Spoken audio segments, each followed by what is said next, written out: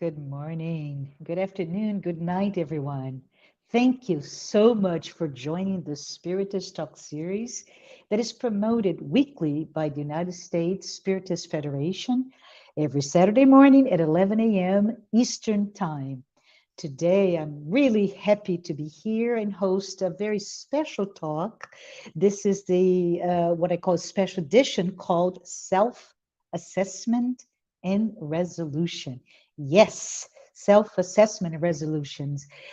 As we approach the new year of 2023, we have a wonderful, wonderful panel with guests to be here. They will be here to discuss six different qualities or six different aspects of our personal spiritual growth. So I would like for you to be here to listen to all of them. And yes, there is an opportunity to have your questions or your comments answered or addressed during the presentation at the very end. So please use the chat window and put your thoughts, your ideas, your comments, etc.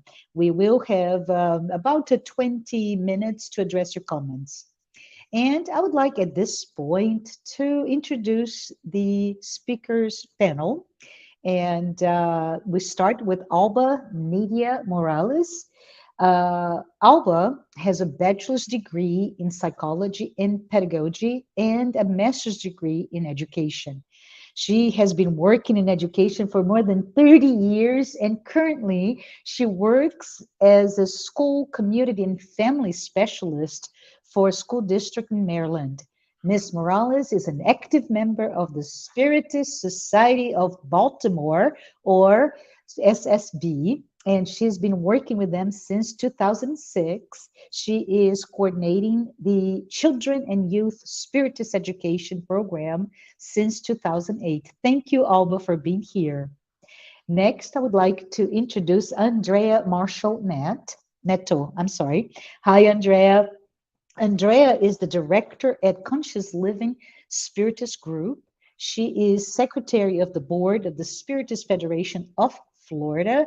She is also a managing director of Leal Publisher, that is the affiliated branch of Leal Livraria in Brazil, in the translation and dissemination of Divaldo Franco's Spiritist books. She's also a FEB publisher. She's working for both Leal Publisher and FEB Publisher, which is also an affiliated branch of the Brazilian Spiritist Federation's publisher, with the goal of also disseminating the Spiritist titles in English. I would like to introduce Claudio Filho, who is dad of one. He is a technology enthusiast. He's been studying Spiritism since 2010 and is a member of the California Spiritist Association and Nosso Lar Spiritist Society. Let's bring Ligia Carvalho, who is the secretary and the coordinator of the Spiritist Education Department and the bookstore for the Spiritist Center Divine Light in Newark, New Jersey, which she co-founded and currently coordinates with a group of friends. Ligia is an active participant in the USA Spiritist movement as a speaker. She's also a member of the United States Spiritist Federation, and she serves as their Family, Youth, and Children's Spiritist Education Director, FIXI. Professionally, Ligia is a licensed therapist with more than 15 years experience working with children and adolescents with behavioral and mental health problems, and she also works as a grief and bereavement therapist. Let's bring Peter. Peter Hayes is a worker at Spiritist Group Love and Light in Newark, New Jersey. He's also the current outreach director of the United States Spiritist Federation and an active participant in the Tri-State Spiritist Federation. Peter has published several children's books, love them by the way, with his wife, Betty Rosen, through their company Sem Fronteiras Press, and also with other publishers in Brazil, Colombia, and the US. He has a very long background, extensive background in theater, and he holds an MFA in dramatic writing from New York University. Currently, he works in commercial real estate. Finally, let's bring Sonia Doi. Dr. Doi is currently occupying the positions, plural, of president of the Allan Kardec Spiritist Society of Maryland, the U.S. Spiritist Medical Association, and the International Spiritist Medical Association. She graduated medicine by the University of São Paulo, Brazil, and has a specialization in endocrinology. I want to thank you, my dear friends, my esteemed panel members, and the organizations they represent. I would like to go ahead and uh, thank everybody who's here today watching this live broadcast and want to give together with them a very, very warm welcome to all. It is so good to have you here discussing self-assessment and resolutions. And I am sure you're as eager as I am to hear from them. So let's go ahead and get started. I am going to ask Alba Morales, representing the Spiritist Society of Baltimore, to start our panel discussion today with her topic, patience. Thank you everyone. If you see a little tiny face there, it's my grandchild. This is life. So, okay. Thank you, dear. I'm going to share my screen. Hold on a second. Give me a second. Everything, we practice everything, but now a little one is here. Okay.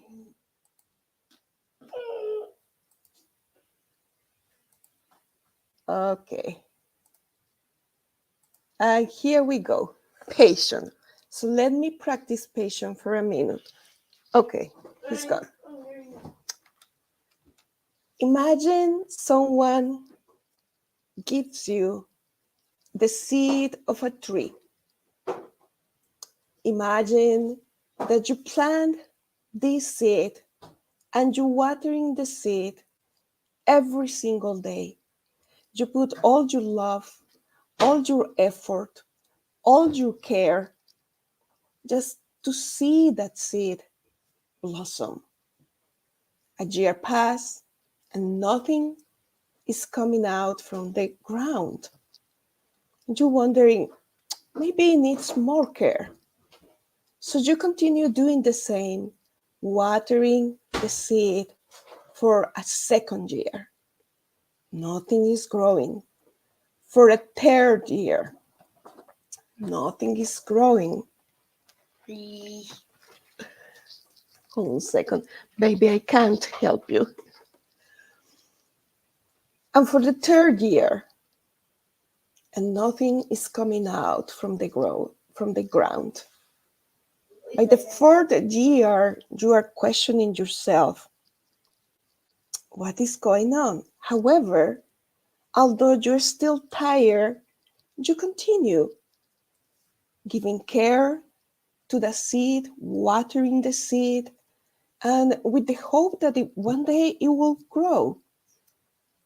4 years pass, and you start thinking that all your efforts are not making any sense. By the 5th year, in 6 weeks, a beautiful bamboo tree blossoms, and it grows 8 foot tall. And you are amazed. In China, there is this type of bamboo that you need to water for 5 consecutive years, every single day, until it blossoms. In the 5th year, in 6 weeks, it grows immensely. And this is a story by Rahanath Swami, which is a Hinduist monk. That's how we start taking this subject of patience today. What it is patience? What is it? So we went to the dictionary, And it's coming from the word patientia, that means to suffer or endure. And in the same Oxford Dictionary, they say that is the capacity to accept or tolerate delay, trouble, or suffering without getting angry or upset. Paciencia, suffer and endure, and the capacity to accept whatever it comes to our lives. 1 year of watering the seed, 2 years of watering the seed, without getting angry, upset, or without losing hope. Patience is helping us in our day-to-day lives to obtain things that we set for ourselves, like to get into the goals that we set for ourselves. However, and currently in nowadays, right, there is something, a great force that is opposite to patience. And we see this in all of us, especially in the new generations, in the old spirits that are reincarnating as a little kids or children, and it is instant gratification. We want that food now, and we have an app and we get it. Or we want this other gadget. Or we want, and everything is in our fingertips, and we get it. We get it. Instant gratification. According with the same dictionary, instant gratification is a term that refers to the temptation and resulting tendency to forego a future benefit in order to obtain a less rewarding but more immediate benefit. So basically, when we don't exercise patience, we are doing an interchange and we are getting something of less value instead of waiting for the result or for something that is going to bring more fulfillment to our life. That's basically it. So why in the New Year's resolutions, when we start meditating about this, why patience is important in building these goals, as we mentioned before. The same monk, Radhanath Swami, said that we need to define our goals and values and then pursue them with enthusiasm and patience. So what is the invitation for today? Today we are inviting you, all of us, to certainly reflect about 2022. What did I accomplish? What I didn't know? Or what I still in my bucket list? Just reflecting about it and setting new goals. We need, obviously, in this planetary level, these pauses of reflection and pauses in the time. We need time and space for us to really grab the meaning of life. So now that the end of the year is approaching, let us reflect in those goals. And then we need two elements to pursue our goals. And they could be short term or long term. By either of them, we need patience. 1, 2, 4, 5 years of watering the seed, of watering the goal that we have with all our love, with all our desire, and with enthusiasm. So that's why patience is so important, because when we persist, we make this silence pause here, we will get there. As the opposite, when we want the instant gratification, when we want the instant reward, when we want just to see things right here and right now and at this moment and at this point, we are getting something little and interchanging for a beautiful, greater benefit. What is the beautiful, greater benefit? It depends of our goals. But since we are talking through a spiritist channel, it has to be with the reward for the spirit. What do we want in our future? Do I want to return to planet Earth and repeat the same lessons? Do I want to return to planet Earth and to have a better world and to grow from this person that I am now to grow in a better person in the future? We're talking here about goals that are also are going to be directed towards the transcendence spirit. It's not only goals for 2023, and it's not only patience and hard work and enthusiasm for this year that is ahead or this lifetime, but also as spirits. Our destiny is to be truly happy. How can we get that happiness? We need to start exercising now.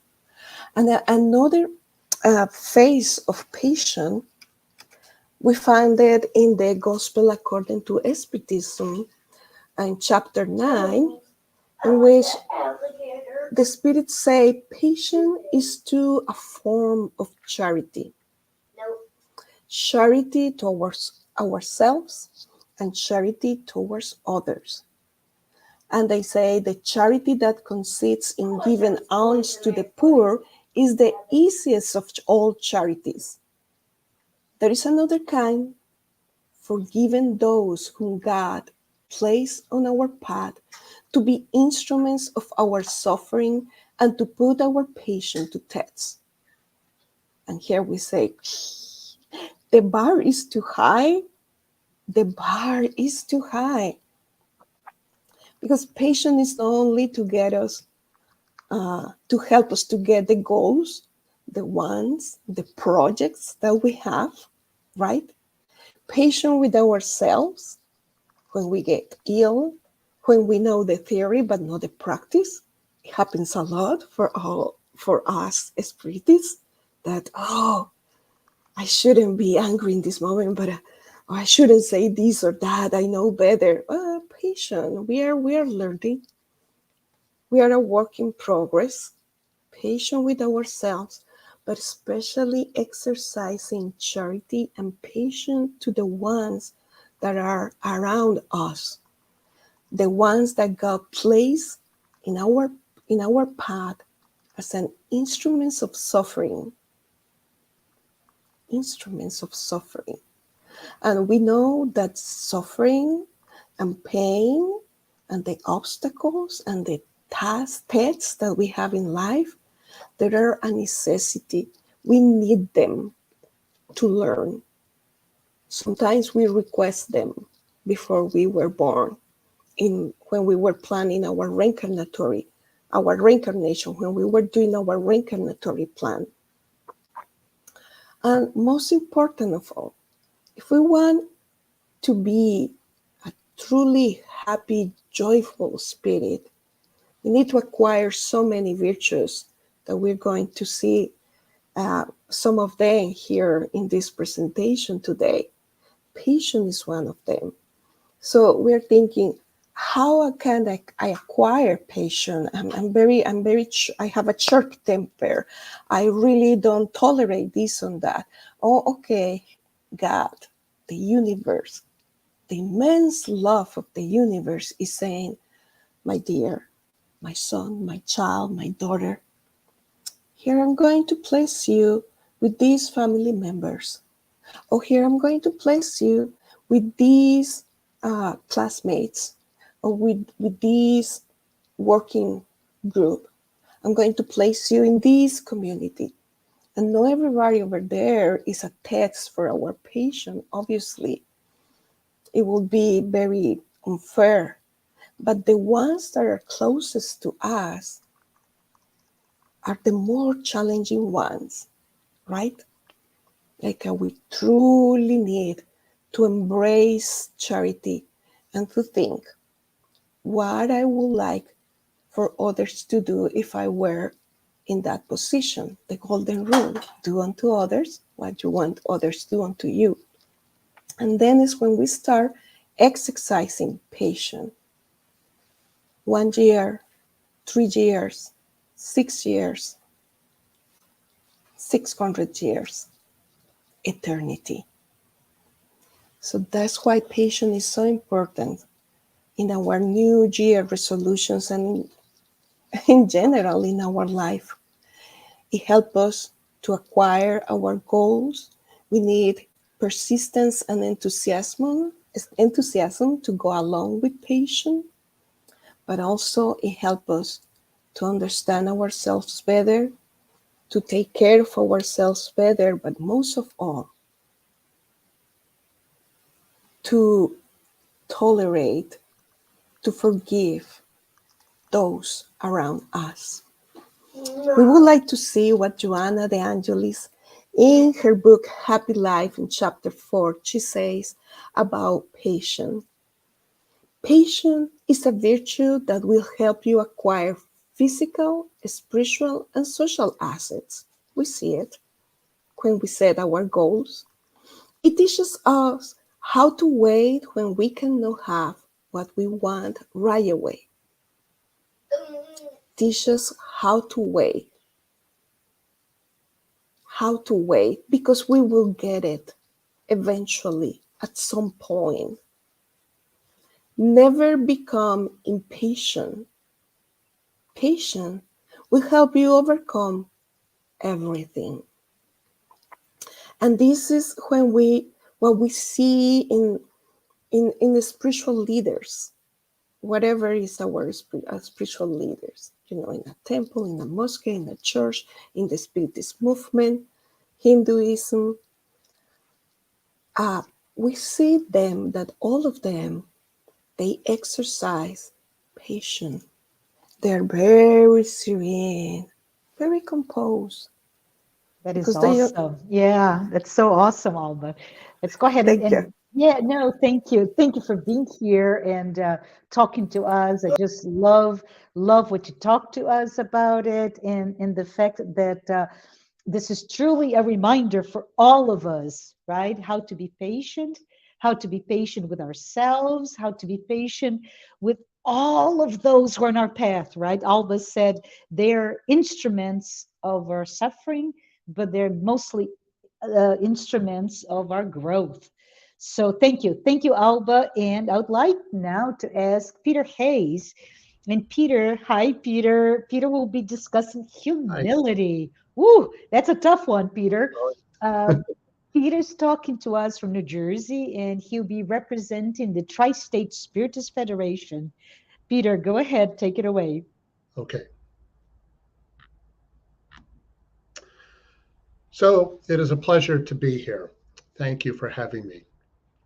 What is humility, and what problems might we have when we lack humility? It's a good idea to put those two questions together, because one of the ways in which humility is defined is what it's not. For instance, humility is not proud or haughty. Humility is not arrogant or assertive. And since the opposite of humility is not being proud, for instance, it's a good idea to distinguish between healthy pride and unhealthy pride.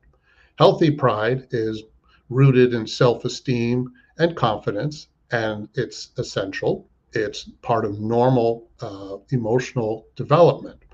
In fact, you could say that that when we have healthy pride, it is very much connected to humility, and that we should be able to, with people who have healthy pride, tend to be people who are more calm, serene, and they're not afraid of the truth.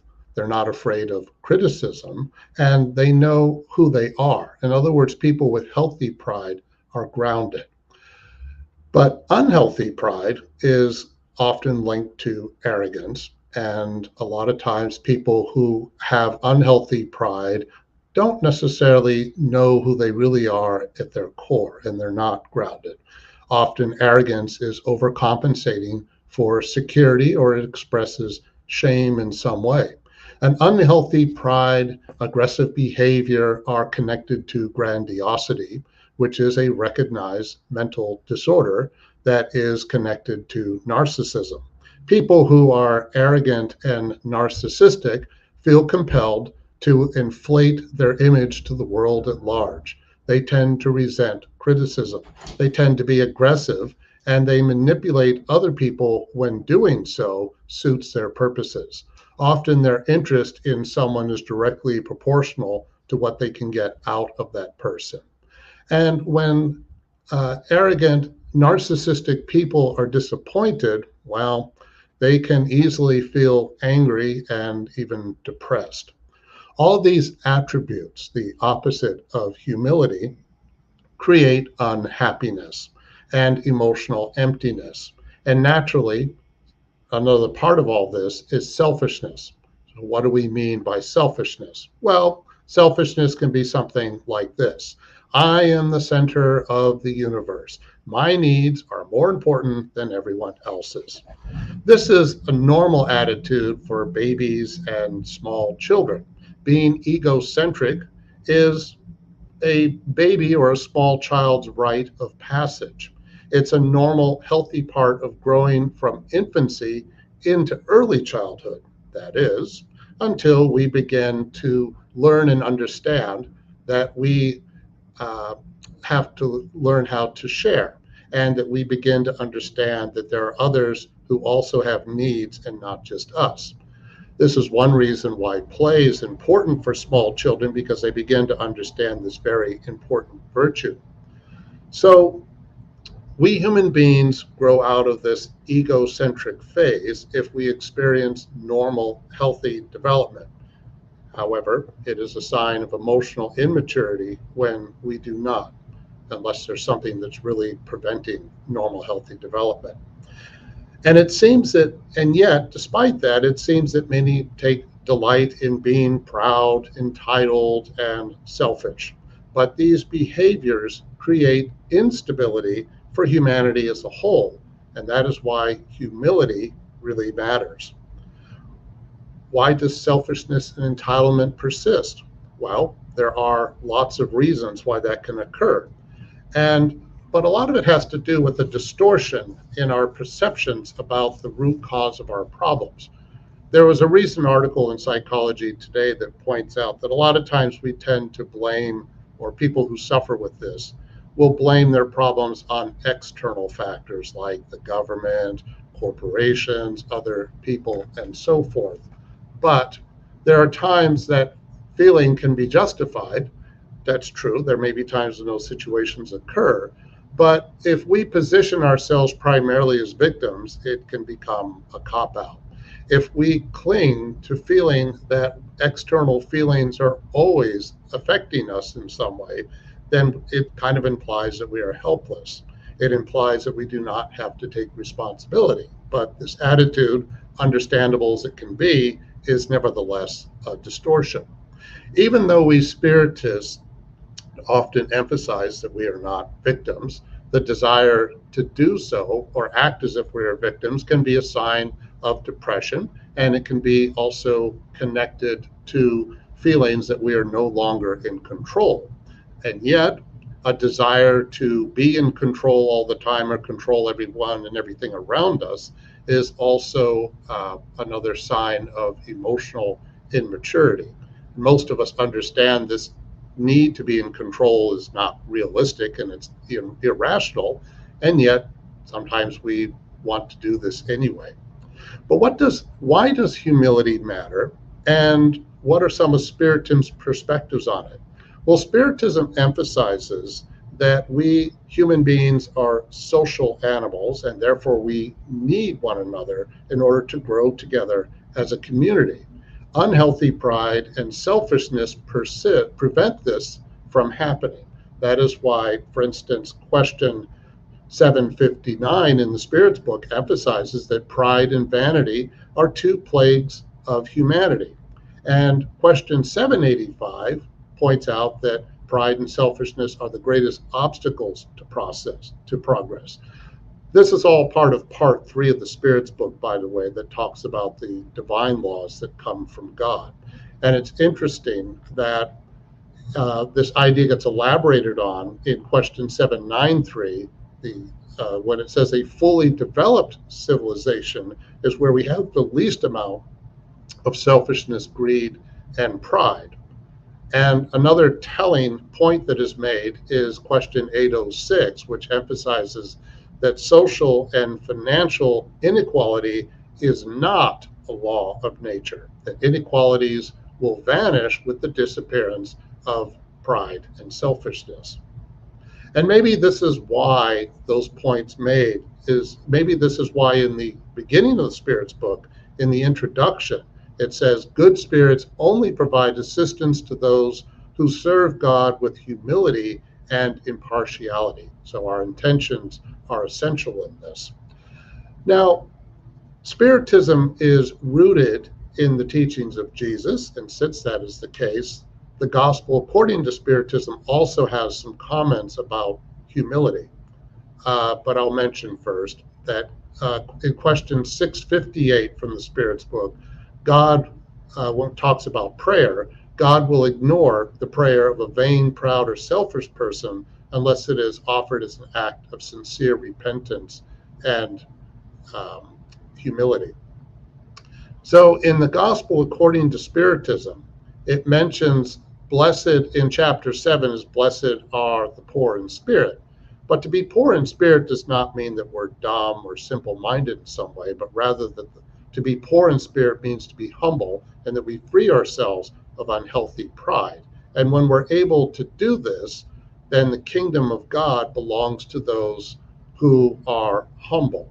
And this helps to free us up. And it's also connected to charity, that is, humility is. Without humility, charity is impossible. And this leads to the important maxim from Spiritism, without charity, there can be no salvation. Also, chapter 7 from the Gospel according to Spiritism emphasizes that pride is a terrible adversary to humility. So why is pride a terrible adversary to humility? Well, one reason would be that because humility is wrongly perceived as being weak, therefore humility is frequently under attack.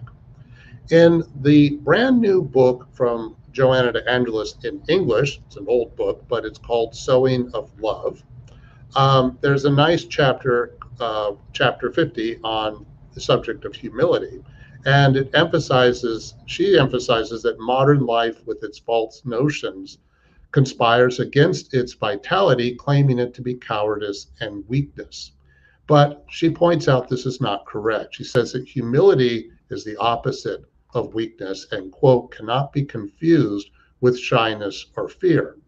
And there's some nice attributes that are emphasized in humility, but it's also important to say that since the law of progress says that pride and selfishness are big obstacles to spiritual progress, then humility, which is the opposite, is essential to humanity's progress. By eliminating selfishness and pride as much as we can, we're taking direct responsibility for ensuring peace and prosperity for all, not just a few. And that's what creates stability. And the great thing is that each of us can do this. There's really nothing realistic to stop us, even though it's something that we struggle with at times. And some attributes of humility, also from the Sowing of Love, is I like this one. The more humility conceals itself, the more beautiful it gets. And here's a nice one. Humility helps without being smug about it, like a precious brook that does not know the benefit it spreads. So if we imagine ourselves being like a river of water, we're connected to the earth, we're flowing, we're providing nourishment, and yet we don't even notice that we're doing it.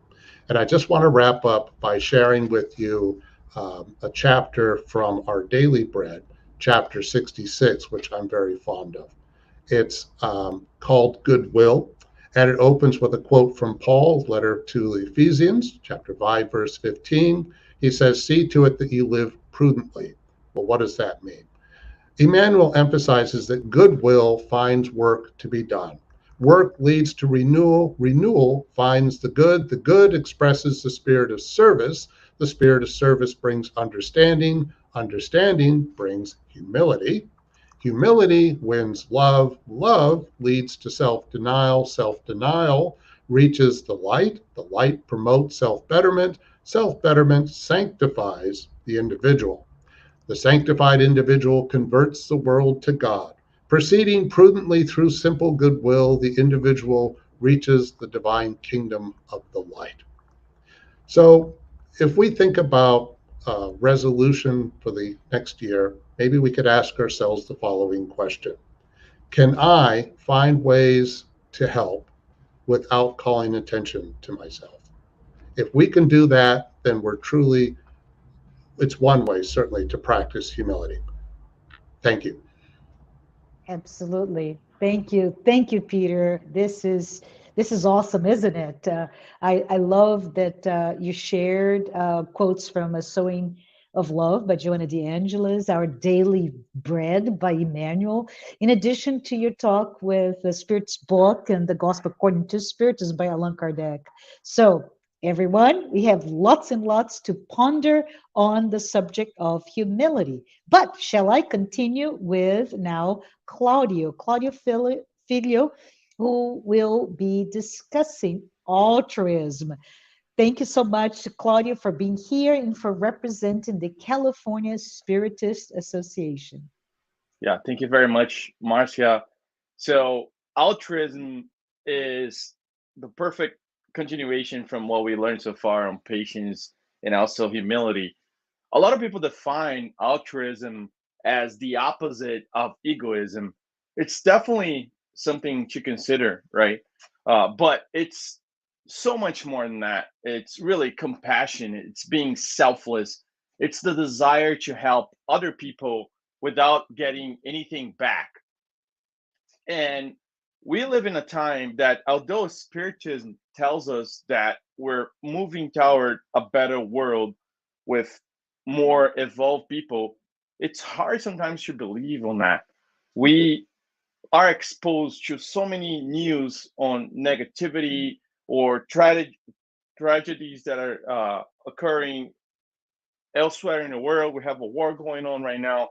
So sometimes it's really all this negativity impacts us, and it makes us question if that's really happening. And I want to tell you guys a story that happened in my very little town here. I'm in the Bay Area, in a place called Pleasanton. And although the Bay Area is known for the very chill weather, um, in July, this little town that I live on, Pleasanton, gets really hot. So it was July 10th of 2021, and this ultra marathon runner decided to take a run in the hills right back to me here. And like I said, it was a very, very hot day, 106 degrees that day, and he never made back home, right? Uh, so the outcome of the story wasn't great, but the commotion that happened that day was truly amazing. So unfortunately, 24 days later, they found his name was Philip Kreisig, and 24 days later, they found his body. One of the volunteers found his body under a tree. Um, so he was a dad. He had two kids, and he also left a wife. So it was a very sad story. And he didn't grow up here in Pleasanton. He was actually from Berkeley, but he grew up someplace else. And I know his parents live here in town, but he didn't grow up here. So most of the people here in Pleasanton never heard about Philip Kreisig. And one of my very good friends, Dave Grove, he took the day off work. As soon as we heard that that was happening, that they were searching for him, a lot of people start to get together and find ways to help.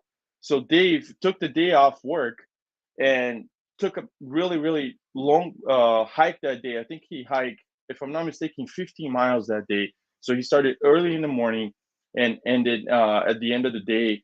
And as Dave, a lot of other people did the same, and they got together. They put together a little page on Facebook and also a website with instructions in how to help. Some people brought coolers. People were bringing snacks and water for the volunteers. People really, really got together. And the craziest part was most people didn't know Philip or didn't know his family. They were just there to help. They were just there for the good of their souls, and that was the most beautiful part of it. Because again, they're they're nothing in return.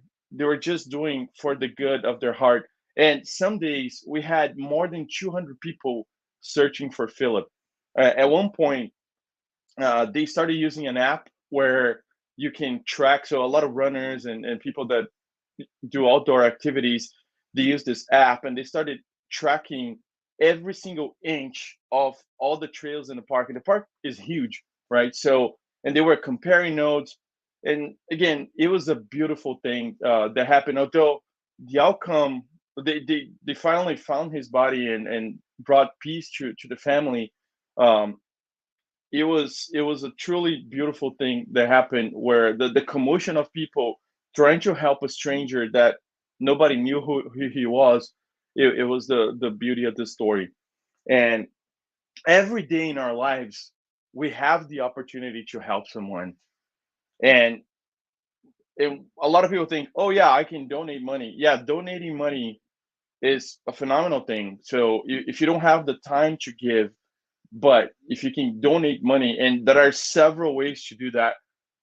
There are even some websites that you can go and check which places you should donate your money to, because that will have the most impact. Like the Malaria Foundation in Africa, apparently is one of the ways where you can help most people in the world if you could donate there. But besides donating money, every single one of us can help. One way, maybe whenever you go to work and you notice someone is not doing well that day, be a listener. Just sit there and ask, hey, how are you doing today? And truly listen. Most people, they don't need to hear an advice. They just need someone to be listened to. So be there for your coworkers, for your family, your friends, or even a stranger. If you go to a cafe or something, just be there for them. Uh, the other way that every one of us can help others is enabling other people to get a job. So we're living in a potential new financial crisis in the world, and we start hearing a lot about layoffs. I'm here in the Bay Area. I'm hearing all kinds of like news on layoffs and everything. Try to help someone to get a job. Sit with them, look at their resume, look at their LinkedIn page, pass the word around to your friends that maybe this person is looking for a job. That's a phenomenal way to help someone. Help kids with education. Donate your time to schools that are here in the Bay Area. We I used to help some people from Google where we would go to schools and teach kids how to write code, right? So every single one of us can help the school around your house, or maybe the school that your kids go to, by providing lunch, or by there's so many things that you can do there. Um, at work again, I had a boss that once told me that if you don't teach what you know to others, you never have the chance to grow. So teach others what you do, or if you find a way to do something better, pass that information along. That's being altruistic. And not only it's going to help you to grow, but you're also helping another human being to grow.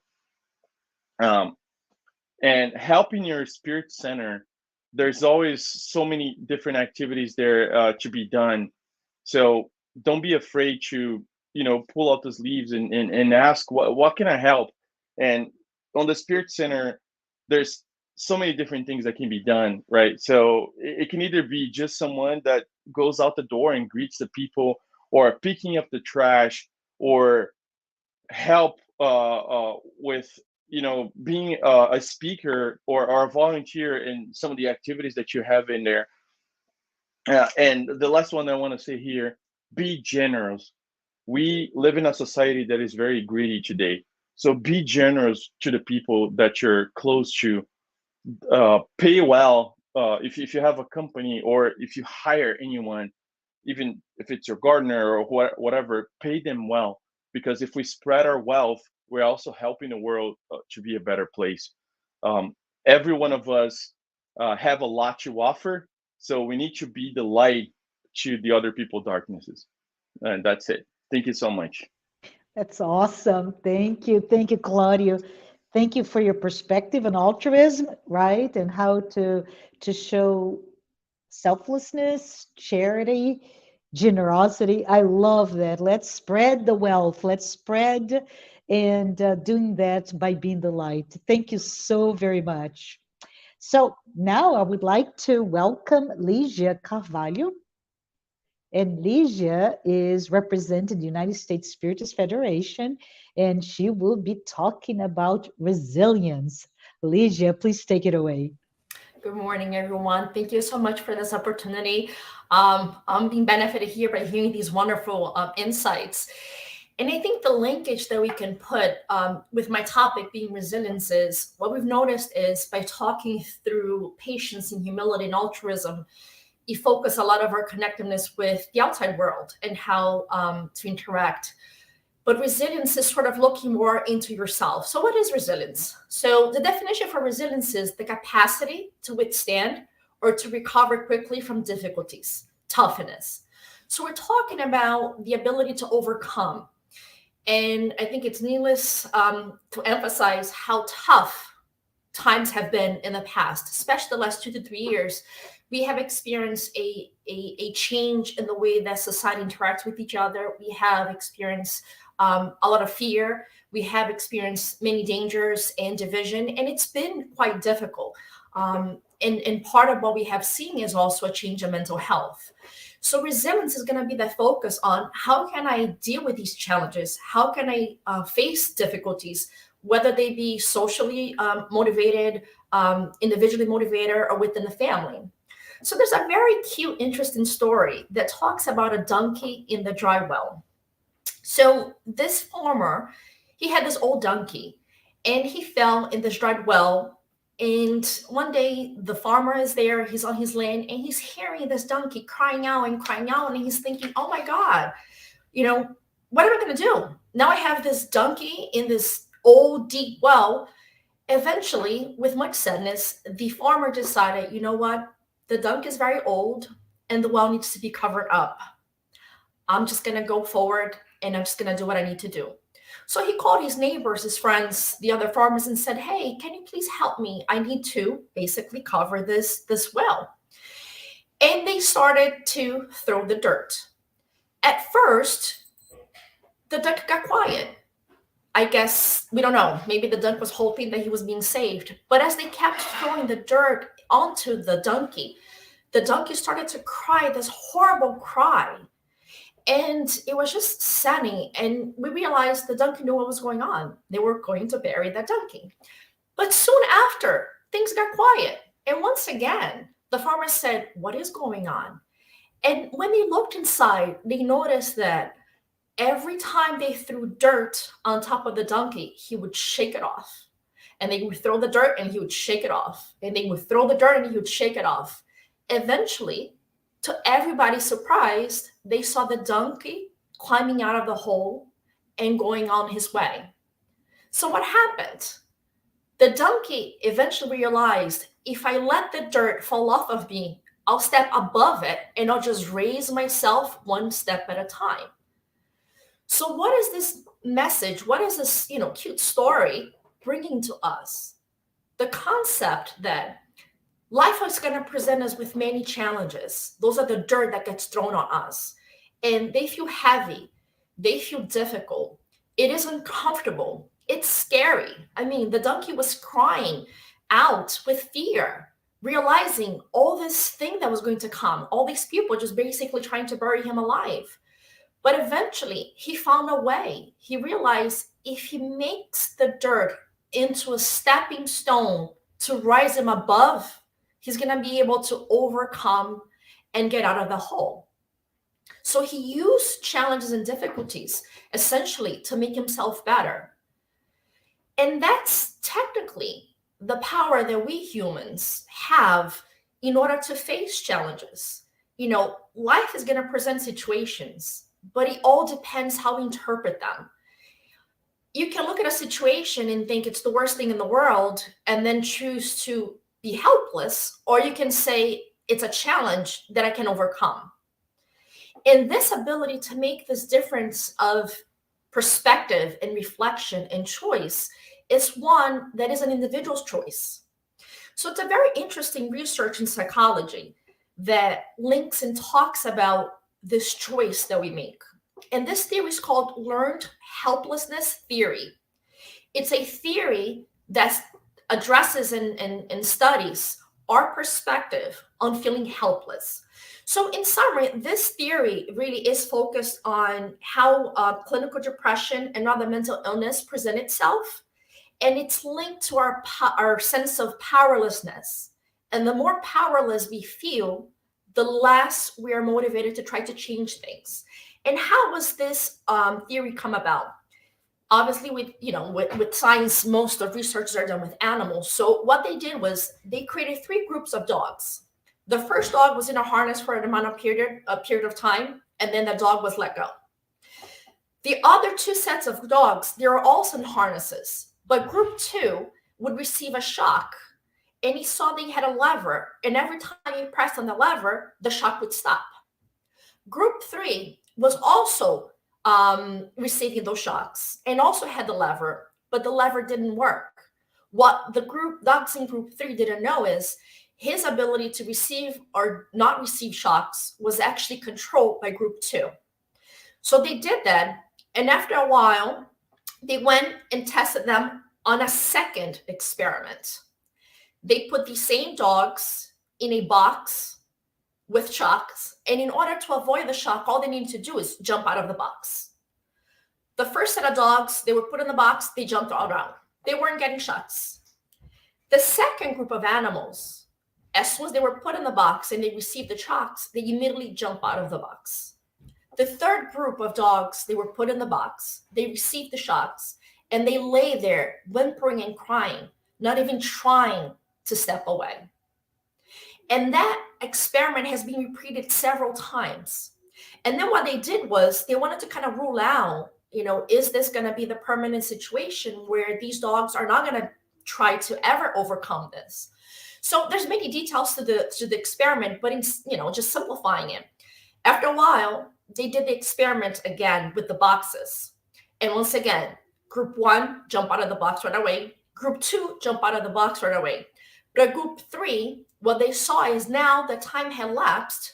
1/3 of the animals, the ones that had learned before that they have no control with the lever, that they had no ability to make those shocks stopped, 1/3 of them actually this time, after some time had lapsed, they did jump out of the box, and 2/3 stayed.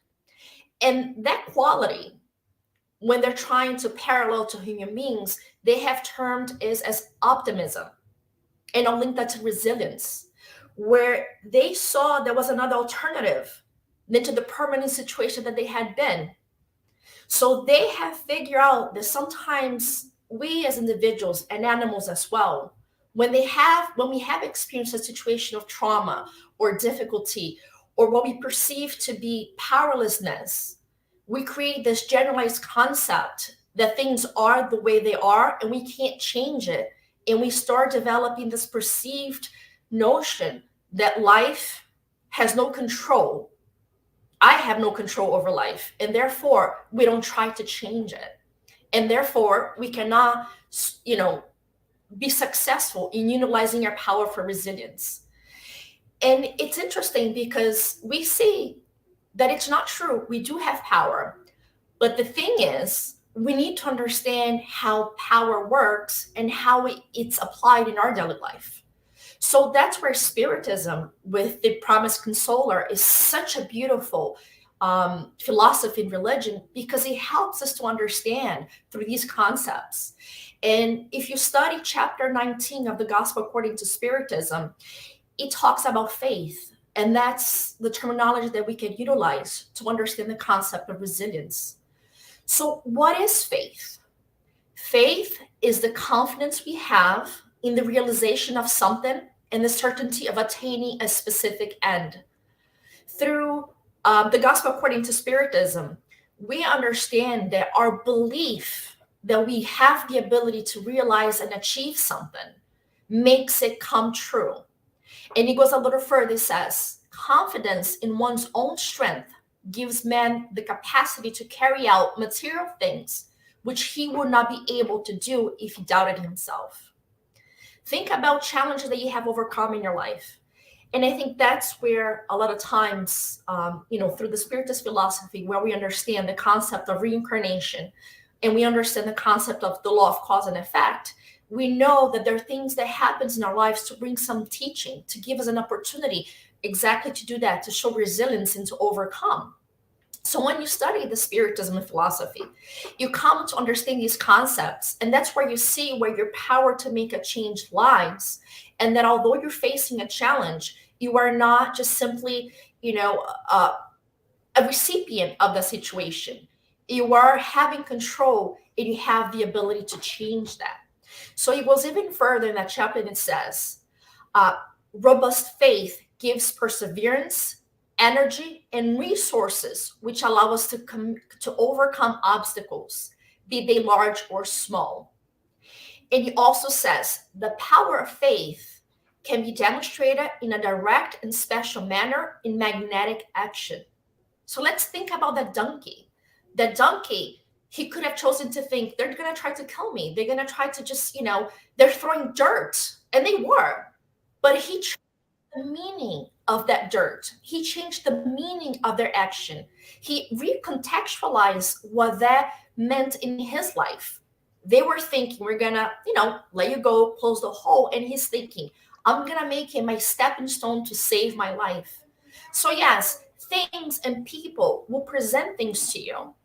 It's like when Alba talked about patience, family, friends, they come to test our ability so that we can show resilience and overcome. So we can attract this magnetic action. We can attract these resources. We can attract these opportunities by having faith in ourselves, having faith in God. And this faith can be strengthened by understanding, by studying the Spiritism doctrine. When you open up the Gospel according to Spiritism, right in the introduction, not even in the introduction, just in the opening page, it says, unshakable faith is only the kind that can face to face with reason all human epics. So faith is not blind, like some have believed in the past. Faith has to be rational. It has to be intelligent. And the Spiritist doctrine teaches us that. So I strongly recommend study the Spirit's book, study the Gospel, so many of the other books shared in the other lectures, so that we can understand where our power to make a change within ourselves and our world lies. Sincere faith is gripping and contagious. It communicates itself to those who have none or who do not even desire it. So if you feel too weak, too tired, too oppressed to find any strength within yourself, instead of isolating, instead of letting yourself cave into your anxiety and your depression and the emotional challenges and turmoils that we are all experience, reach out. Whether it's listening to lectures like this, whether it is, like Claudia said, being altruistic, doing some volunteer work, or going to a Spiritist center, or helping your neighbor, reach out, because by watching the faith of others, you will fortify your faith. But most importantly, there's this really cute story as well that it helps us to realize this need to change our concept of how we view the world. So talks, there was this elderly couple, right? And every morning they said to have breakfast, and the elderly woman would complain about the neighbor. Look at her. She doesn't know how to clean her, her clothing. She washes her sheets and she hangs them outside to dry, but they're all stained. And then the next morning, look at her again. Somebody needs to teach her how to do this. They're supposed to be white and all stained. And every morning was the same criticism. One morning, the elderly husband had woken up a little earlier. She thought that was weird, but you know what? They were sitting for breakfast, and all of a sudden she had some revelations. It's like, look, honey, somebody taught that lady how to wash her sheets. She has finally learned to clean them. They're sparkly white. They're bright out in the sun. He, in a little annoyed sense, he looks at her and he says, honey, she did not learn to wash her clothing and her sheets. This morning when I got up earlier, I washed our windows. So the perspective is that in this funny, perspective is, let's clean our way of looking at the world. Let's cleanse our perspectives, our emotions. Let's seek to be more loving for ourselves and others. And when we realize we don't have to be so defensive or so scared or so criticizing of ourselves and others, and we can be brothers and sisters, we can find the means to have a more powerful, a more life-oriented, a purposeful way of living that allows us to overcome all challenges.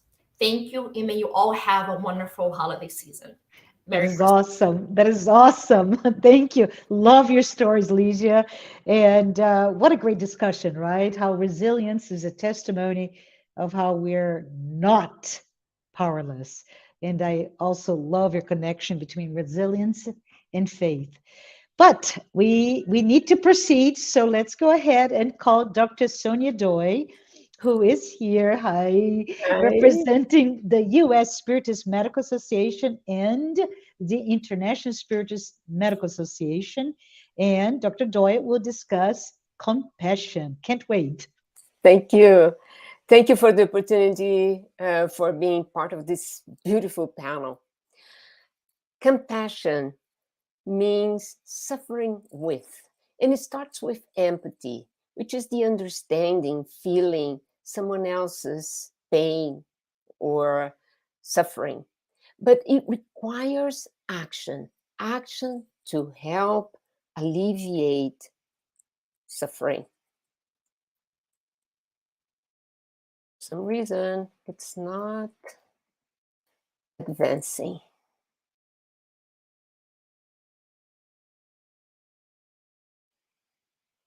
Okay.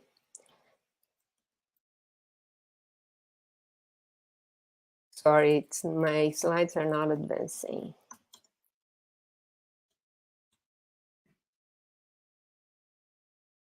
I'm so sorry.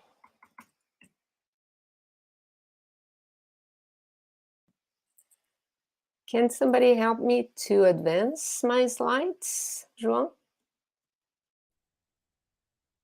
Hi. So you're experiencing some difficulties. I'm going to ask João, who's in the background, to see if it worked when we tested, but now for some reason it's not going. Sorry. Yes. So I will need for you to download to the stream or send to him directly, Sonia. In the meantime, why don't you use without? Can you do this without the slides? Let me go. Yeah. But let me go quickly here.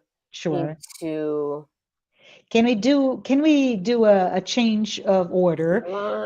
Can we get Andrea to speak, and then we'll get back to you so you can download your slides? Would that work? So Andrea is here. So let's do this unscripted. Andrea Marshall Neto, who's here speaking from Florida. No, everyone, she's in Rio de Janeiro, Brazil. So while everybody is so cold, she's there battling the warmth and the sun. It's okay, we forgive you. Andrea is representing the Spiritist Federation of Florida, and she will be discussing mindfulness. So while we do this, Andrea, thank you for speaking, and we'll talk to Dr. Doi afterwards. Thank you. Okay, Marcia, good afternoon, good evening, good morning, everyone, depending on where you might be watching and when you might be watching these series of short presentations on all these amazing topics related to the upcoming new year and this self-assessment that we are to do. And when we were invited to bring this topic about mindfulness, I was like, wow, I never really thought about this aspect of self-assessment. I mean, usually we are thinking about the new year. Yes, we do some resolutions, but I wonder how many of us really have stopped to make a self-assessment, right? Like St. Augustine does or did on a daily basis, and left us with this beautiful recipe on how we can have a self-assessment on a daily basis. And so we started to think a lot about this, and we ran across this image right here, in which I wanted to throw at you guys just to kind of look at it for a second and consider whether we are living our life truly mindfully, or if we are living our life mindfully. And I know it's kind of tricky with the words that we are having here, but it has everything to do with what I believe the United States Spiritist Federation wished for us to do. And also to consider on whether we are living our lives hanging on to the past, cluttering our mind with the why did it have to happen? What if I had done this? I should have spoken a different way. I should have taken that job. What if I had chosen to marry this person, or what have you? Or if we're living too much in the future. I won't be able to cope. I won't be able to do this.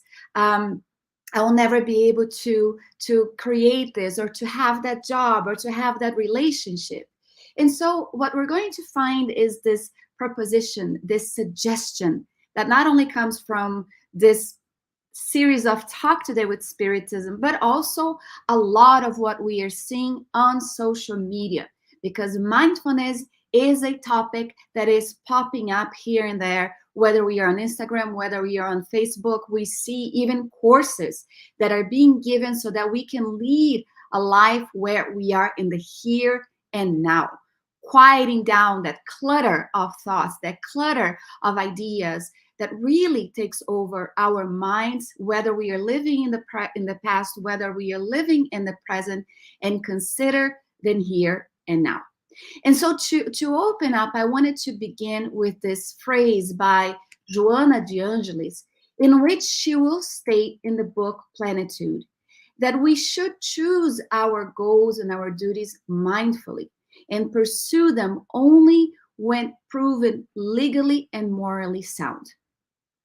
And there is a reason for my madness to begin our discussion about this very impactful phrase that Joanna de Angelis brings us in telling us that we should pursue our goals, our duties, only when they have been proven legally and morally sound for our betterment, for our future life, because we also understand that when we seek something that has to do with our joy and our happiness, often people will consider the immediate pleasures. They won't consider looking at oneself, making the self-assessment as a spirit that is an immortal one, that there will be implications for a future life. A lot of times we live our lives as if this is it in the here and now. And that's not exactly what we are proposing when we throw this slide right here in which we should be living in the here and now. So the description for mindfulness is a full awareness of precisely what is happening in the present. So it is not about spending time considering the future too much, because according to scientific research, 80% of what we worry about doesn't even happen for our future. And mulling over what has happened in the past is not going to change anything. So when we look at this idea of living mindfully, we are going to find that living mindfully with mindfulness involves quietening down that chatter and focusing on what needs to be done right now. It is in concentrating on what is happening at the moment, without dwelling, without judging, without trying to change what has already happened. In other words, it's about not overthinking or overanalyzing. Who does that a lot? I'm going to raise my hand because I do. Or the opposite, it's not about banishing all thoughts either. And so when we were seeking for material to bring here today and trying to make an analogy between what researchers have found and make a correlation, a link with what Spiritism proposed, we also wanted to bring here that meditation and mindfulness is not the very same thing. A lot of people confuse this aspect about meditation and mindfulness, but unlike many forms of meditation, which actually involves clearing our mind, mindfulness means letting our thought come and go without rushing to figure out what they mean, right?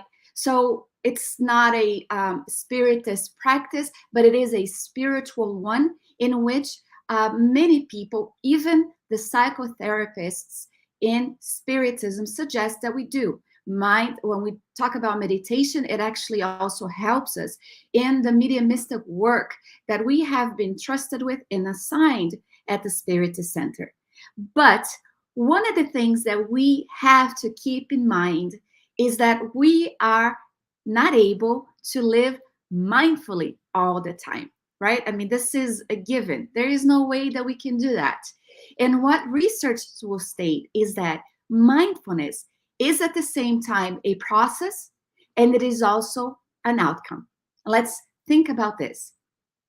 We were at the website for Women's Health today. It's a website, of course, Women's Health, but only because I have an account that I read on all of the articles that they bring. And there was one on the outcome process of living mindfully. And this is what they say. They say that living mindfully actually allows us to have a process and also an outcome of building headstrong habits. And this is what they say. It says that when we dwell too much in the past, or when we are dwelling too much on the future, instead of living in the present, instead of taking into account what is happening in the here and now, they state that we actually activate our sympathetic nervous system, which is that driving force behind the body's fight or flight response. And if I'm mistaken here, I'm glad that Dr. Sonia is coming after me because she can correct me. And so they're going to say that when we kick into that continuous type of process in which we are in high gear, we are actually bombarding our body and our mind needlessly. We know that we are more than just a physical body. And so what the article is going to say is that in order to seek a healthy life, we know that we can't have a worry-free type of lifestyle because we are in a world of trials and expiations, or trials and atonements, depending on how you see the material that is proposed by Spiritism. We are transitioning to a world of regeneration. And of course, we are here because we still are the spirits that are deserving, or better yet, we are having an opportunity to rescue, to learn, to evolve, to progress ever more as the state of immortal spirit. But what they're going to say is that if we are able to dial down a little bit that constant state of being worried, that we are actually kicking in that gear of the fight or flight state that often we find ourselves in, we are able to flex. We are able to work out our parasympathetic nervous system, also known as the relaxation response, by being mindful. It's what they'll call the chill out effect that comes with significant brain bonuses for us. This is not to say with our teenagers, they say, chill out, mother, chill out, father. No, they're talking about accessing that which we have available, kicking into gear the parasympathetic nervous system so that we become relaxed, so that we become a little bit more chilled out before all of the vicissitudes and the issues that we face. People who practice, is that okay? I see you coming back, Marcia. Yes, you have a couple more minutes. Really? Yes. Wow. I'm so sorry. Time flies when we're having fun. Go ahead, Andrea. Okay, so I'm just going to cut everything that I was saying, and I'm just going to get to the main point. Joanna De Angelis is going to state to us that when we seek a goal to live mindfully, and pursue them only when it is proven legally moral and sound, she's going to talk about the aspect of free will.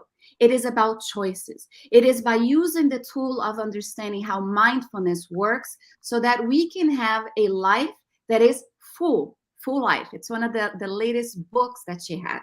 But we are not left to chance. We are given the manual in the Gospel according to Spiritism under chapter 17, which is called Be Perfect, in which the Spirit Lazar is going to allow us to understand the aspect of living a life seeking a goal or seeking our duties, where we are applying our moral obligation first towards ourselves and then immediately thereafter. So this is really important for us to understand, because we can only have this ability to seek that which is legally and morally sound when we practice mindfulness.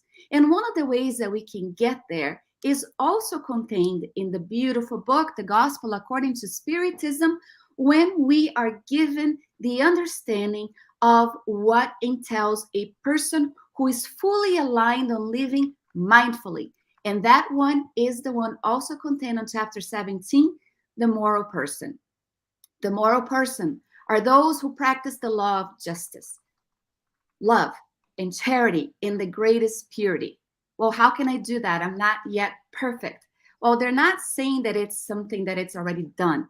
It's in making an effort. We are aware. We are mindful of our present existence, of what our duties are, our responsibilities are. If we question our conscience, they say, about our actions, we ask if we have violated any laws, if we have broken any laws, if we have caused any pain. And then St. Augustine, on question 919 of the Spirit's book, is also going to give us this idea on the most effective means and ways of improving ourselves in this life, and for resisting the draw or the caution of evil. And I'm not sure if I have a slide here, but I'm going to put that in there so that Marcia, and I'm finalizing, I don't want to break the time here, they're going to give us the recipe. A sage in antiquity has told you, know thyself. We comprehend also the wisdom of the maxim, but the difficulty is precisely in knowing ourselves. By what means can we do that? Well, do what I used to do when I was living on the earth. At the end of each day, I examined my conscience. I reviewed what I had done and asked myself whether or not I had failed to fulfill some duty, and whether or not anyone might have had reason to complain about me. It was then that I was able to arrive at knowing myself and seeing what was there in me that needed to be reformed. That, in essence, in the summary, is living mindfully. That's awesome. Thank you. Thank you, Andrea. And thank you for pivoting into speaking now and talking about mindfulness and chilling out. For all of you teenager out there, not me, you heard Andrea speaking, but she also gave us great examples of resources, right? Andrea, Joanna DeAngelis, the Spirit's book, Gospel According to Spiritism, among others. But let's go ahead and get started. Back to listening from Dr. Sonia Doi. And that's okay, Sonia. I know those things happen, right? It's the weakest link in God. everything. Yeah, I do hope, I really apologize, and I do hope it's working now. So yes, it's working. So, and I think that it was meant for me to talk last, because all these wonderful talks that preceded me are really meaningful when we talk about compassion. So in the Gospel According to Spiritism, chapter 13, the Spirit Michel explains beautifully what compassion is. It's a long message, and I really highly recommend reading it all, but I have summarized it in 3 bullets. Compassion is the first of all virtues, he says, the sister of charity. Compassion is the empathy that unfolds into charity, and it goes beyond the material needs. By listening, giving support and consolation, restoring hope, stimulating courage. He goes on to say, compassion deeply felt is love. Love is devotion, and devotion is being selfless. And continues, selflessness toward unfortunates is the greatest virtue, which has been so well exemplified by our Master Jesus. It's serving with humility. And Peter Hayes talked so much about humility beautifully, so I don't have to go on that.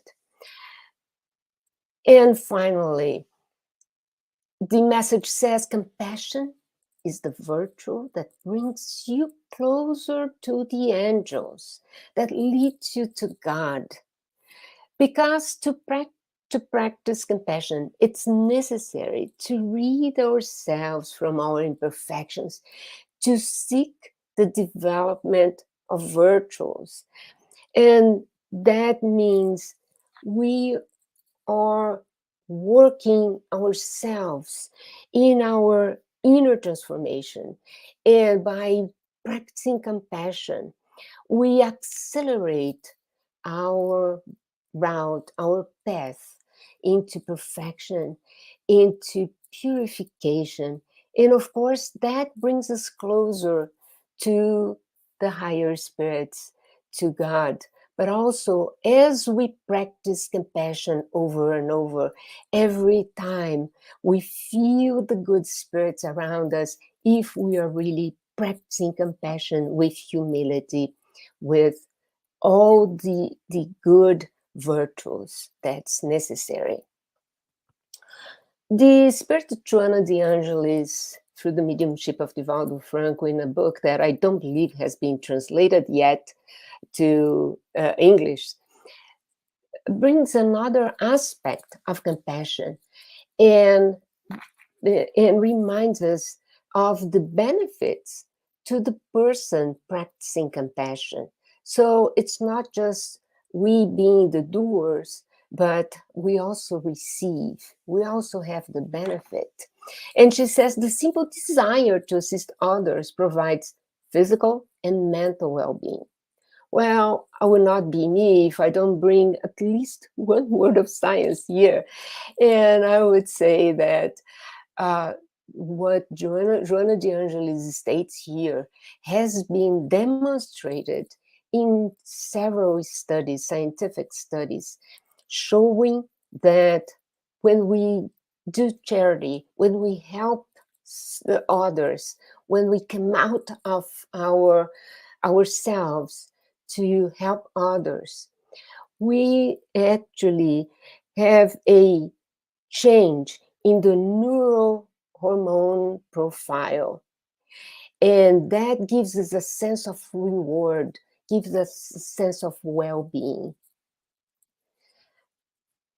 And she says, by practicing compassion, we learn to subdue our moral flaws and imperfections, helps to clean our minds from negative emotions and sentiments.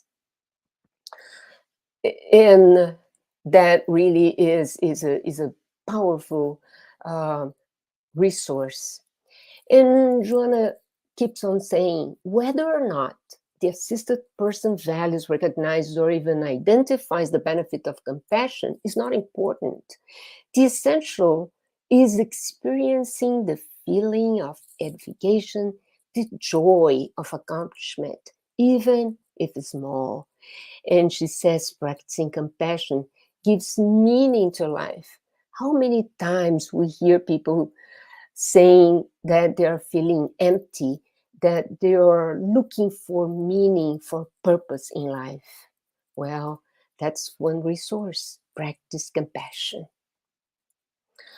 And Joana de Angelis also comes to remind us that we ourselves need compassion. We need to be compassionate about ourselves. And she says, expand compassion to your neighbor, to the world, and be compassionate to yourself. your limitations and shortcomings. So we are not perfect, as we have heard so many times today.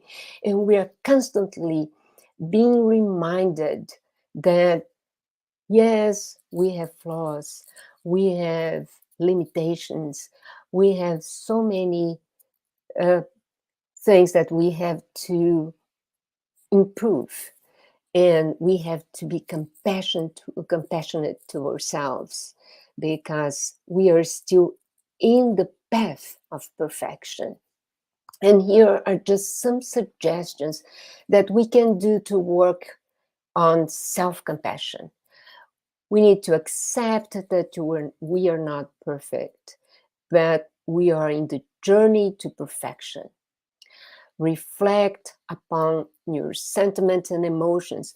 We need to identify the source of distress, the source of imperfection in ourselves, so that we can work towards it, and we can be forgiven to ourselves.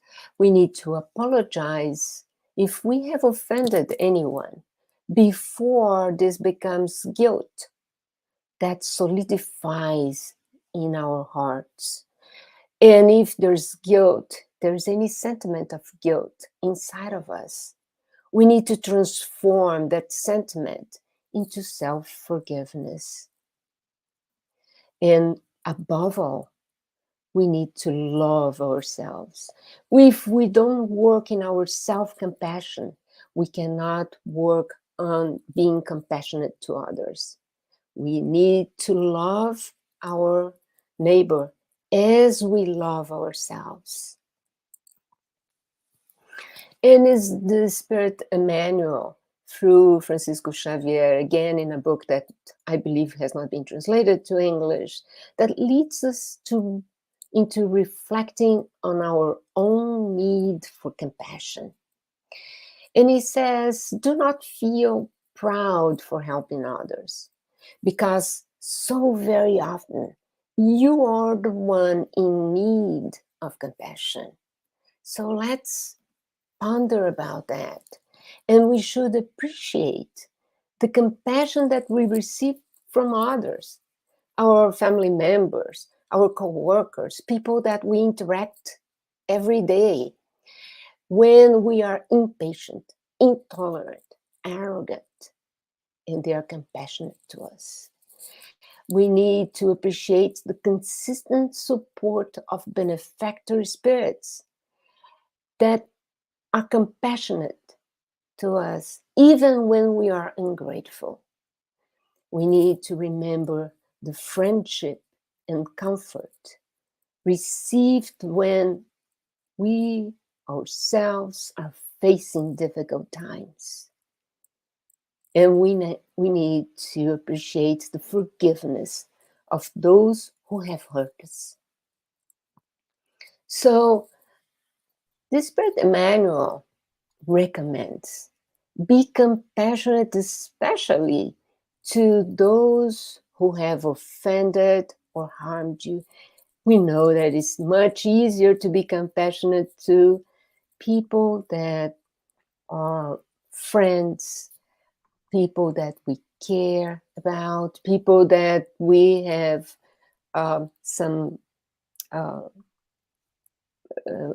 we have love, that we love, and we have affection.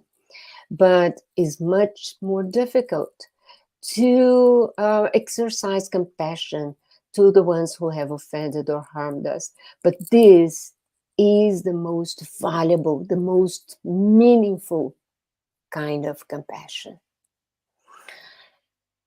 And Emmanuel ends by reminding us that we all, with no exception, need God's compassion. So we need to be compassionate to others so that God can be compassionate to us. And after we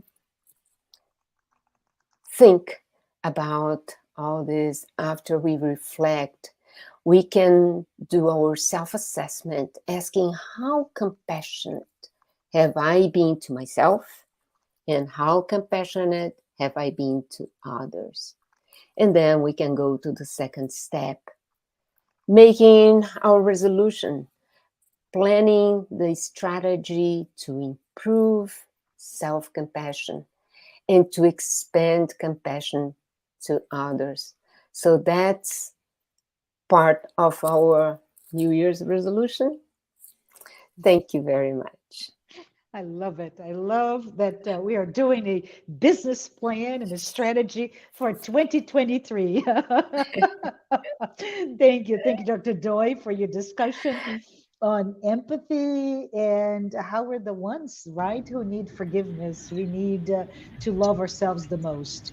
But anyways, we have some time to have some questions, and I would like for our team in the background to just pop the questions and we go. So Alba, you're first. For everyone who may not have listened to Alba, or it's been several speakers ago, Alba was speaking about patience, and the question is, patience is all about building strength to have a long-term view of our reincarnations. Can you talk a bit about how to best build this important skills, Alba? Sure, Marcia. Thank you. Thank you for the question. It made me think a lot. And by listening to the different presentations and the different virtues, definitely we need all of them to build a patient. One of them is mindfulness, right? We were talking about mindfulness. Andrea was talking about mindfulness. So living in the right here, in the right now, and breathing the present is going to help us to think that these too shall pass. So being in the present is going to help us to build patient. Also, meditation, any form of meditation is going to help us to be in touch with ourselves and with God, and it is giving us some strength for those moments in which we need to exercise patience. Breathing, just a simple exercise of breathing 3 times, it helps us to think before we lose our temper, right? Uh, Andrea Luis also in the book No Solar, he recommends, it's not Andrea Luis, but he shows that he recommends to drink this water of silence. So every time we are about to lose our temper, or like we are in the edge, we can drink the water, or we can pretend we drink the water and keep it in our mouth until we have something good to say, or better, don't say anything. Uh, and actually volunteering, serving, right? That Claudio was mentioning before. So when we volunteer, we serve others, and we are putting ourselves in the shoes of others, is helping us, and being compassionate, as Sonia mentioned. So there are different activities that we need to do, but most important of all, let us practice and practice and practice so we can one day become fully patient and fully perfect. Awesome. Thank you. Thank you, Alba. Let's see what's next. We have a question for Peter. Hi, Peter. Peter, in the Gospel according to Spiritism, we're told that it is not possible to be charitable if we're not humble. I think you referenced that. Can you discuss what does that mean to us? Thank you. I think what it means is it has to do with our intentions towards charity. In other words, if we're trying to be charitable, do we have an agenda? If our agenda is, I want everyone to admire how wonderful I am for being charitable, then my intentions are more attached to accolades and praise rather than doing charity for charity's sake. When we engage in charity for charity's sake, we're not keeping score, we're not thinking about the consequences down the road. We just are in the moment and we are helping others, and that's basically it. I mean, everybody likes to receive some kind of accolade or praise it sometimes, right? It makes us feel better. That's normal. But if we're attached to it, then it can get us into trouble. Buddhism often talks a lot about freeing ourselves of attachments, and one of those can be emotional attachment. And so once again, if I, for instance, am attached to needing validation from others every time I do something in the name of charity, then I've got a problem. So I need to work on freeing myself of the need to receive some kind of validation. That's awesome. Thank you. Thank you, Peter. Let's see if we have another question. All right. This one goes for Claudio. Claudio, in your opinion, is altruism growing in our highly individualistic, competitive Western society? If so, what is contributing to that? I thank you very much for the question. Yeah, it definitely is growing, and like I mentioned on the speech there, we are surrounded by an era of where information is available everywhere, and we tend to look more for negative news. And there's even a research that was done where they would put like positive news and negative news, and then most people were drawn to the negative news, right? So we live in an era where news can flow everywhere, every time. So we tend to see only the negativity and the worst part of it. But if you look at the numbers and trends and things like how many children are dying per year compared to maybe 30, 40 years ago, and then there are so many different aspects of that really show how humanity in general is progressing towards a more elevated society. It's just there. Yeah, you just need to look for that data because it's not easy to find. But overall, the society is growing to become a more evolved society, and part of that is the altruism part. I do think people are getting more altruistic. My wife is a teacher, and she teaches high school, and she tells me some wonderful things that those kids do that back in my day when I was in high school it was completely different. So I do see a lot of good in the new generations. And if we look for the positive data and the positive growth, we'll find it. Awesome. Thank you, Claudio. It's awesome, right? Data is available, so we can always research how we're getting better. But let's not forget, according to the law of progress, right? There is no going back. We are getting better.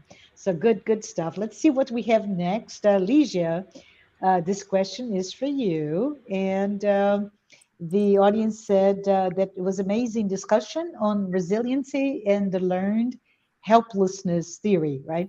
How can Spiritism help us better understand our feelings of power, resilience, and optimism while we face challenges in our lives? Yes, I think one of the first things is realizing that something that is difficult is not necessarily bad. I think that especially in our culture, we have become so accustomed to the comforts of modern world and accessing technology and science that sometimes we correlate challenges with being something negative. So first having that change in perception, and that's the optimism part, knowing that sometimes we have to work for certain things, that things are not just easy and easygoing. And I think the other point about power and resilience is better understanding Spiritism, like I mentioned when we talk about the law of cause and effect. Situations will happen whether we want to or not. I mean, that part is part of the evolutionary process. We're still evolving as spirits. Many lectures mention how we are not perfect. We are in the process of evolution to reach perfection. So we have to go through trials and challenges and obstacles. So we are going to have to face them. It is all about how we face them. And that's where the power is. If you face in a positive manner, you will overcome it easily. If you don't, it's going to be more difficult. But we all have freedom. We have free will to choose. And I think understanding that part is God allows us the time. He has patience, like we talked today. He has patience, and he has lots of compassion for us. So if he presents us a challenge and we don't overcome it, we don't use our resilience, we don't grow from it, he will give us another opportunity and another opportunity and another opportunity. It's up to us on how quickly do we want to move on to the next step. So it's really changing that perspective and understanding that obstacles, challenges, even suffering, they're all for our betterment. And once we are able to understand what is the message, what is the learning behind each situation, we will move on from it. He doesn't want us to be suffering. He doesn't want us to be in pain. He wants us to grow. So the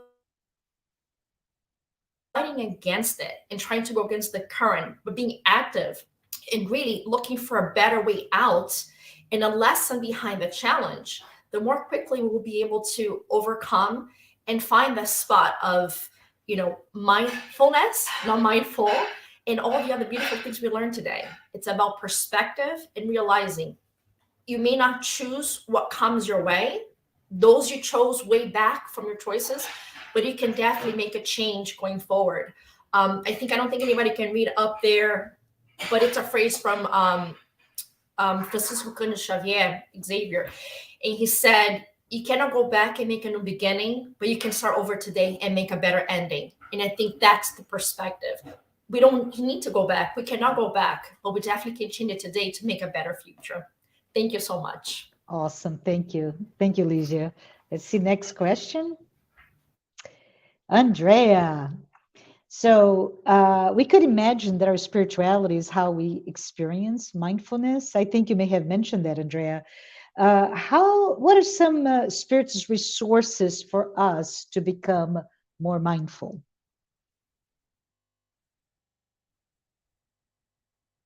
Yes. Okay, there we go. Well, one of the things that we notice with technology, with how easy things are for us today, is the ability to multitask, right? So we are always on the go. We are, cooking dinner for our kids. We are at the same time on Instagram seeing our posts. We're looking at Facebook at the same time. I have mask on my face to make sure that I erase all the wrinkles. And then at the same time, I'm answering emails, and I also have my work on the other computer. So I am constantly on the go. I'm constantly multitasking. So one of the things that I would suggest is stopping and taking advantage of the Spiritist literature. We are not here on a time of transition just by chance in having this beautiful body of knowledge available to us just by chance. It is exactly what we need to seek the content that is needed so that we can start not only evolving and progressing, but also developing the state of mind in which we are not cluttered by that which is not significant, by that which is not going to offer us the necessary tools to evolve, which is not to say that we shouldn't be using technology, that we shouldn't be using face masks. That's not what we're saying. We are saying that we need to stop and take advantage of the time to allow ourselves, if mindfulness is at the same time a process and an outcome, we need to get there. And I will suggest some reading material, otherwise I wouldn't be here, and I will, hopefully not passing the time again. But we did use the book Plenitude by Joana de Angelis, psychographed by the medium Divaldo Pereira Franco, as well as Life Challenges and Solutions. But one of the books that we need to really take advantage of, and it is not an easy reading, it is constant study material, is The Gospel According to Spiritism and the Spirit's Book. It is also not by chance that the Spiritist body of knowledge opened up with a book based on questions and answers. And as we evolve, as we become more mindful, we realize that a lot of what we read when we were first introduced to Spiritism is not seen the same way as we do today. Because our mind has grown. We are able to see things a lot more clearly. The landscape around us has changed. And so this is the proposition, is to take advantage of these beautiful resources that we have In the Spiritist literature today, many of the books available in different languages, and I'm not just going to say Portuguese or English, in Spanish, in German, even in Greek, so that it makes it easier for us to have a safe manual, a safe guide for which to follow as we continue on our journey towards spiritual growth and spiritual perfection. That's awesome. Thank you. Thank you, Andrea. I love what you said. And let's see if we have another question. I believe we may have time just for one more. This is now for Dr. Doi. I believe Joanna De Angelis was teaching us that compassion can lessen the burden of our imperfections. Can you explain, Dr. Doi, why is it so important to practice self-compassion?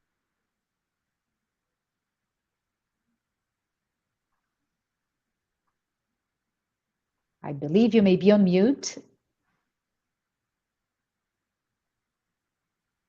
Okay. Thank you, Marcia, for the question. And please call me Sonia. You keep calling me Dr. Doi. Yeah, we have so many imperfections. And, you know, if we lack patience, if we're intolerant, if we have pride, all that, we may be hurting people. And that starts being registered in our consciousness. Sometimes we are not even aware of that.